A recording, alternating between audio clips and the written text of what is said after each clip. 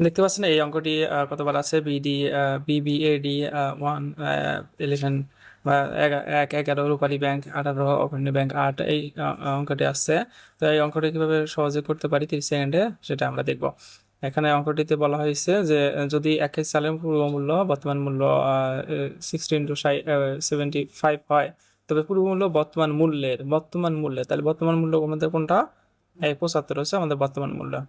এর কত শতাংশ সেটা বের করতে বলছে। তো এইটা হচ্ছে আমাদের মূল্য এর কথাটা যেখানে থাকবে সেটা আমাদের নিচে হবে। তো আমরা এজ ইউজুয়াল আগের মতো বসাই দিচ্ছি 60/75 ইন্টু হচ্ছে 100 তো আমরা এটা কিভাবে করতে পারি, 15, এটা হচ্ছে 5 15 75, 20 5 20 এবং 100।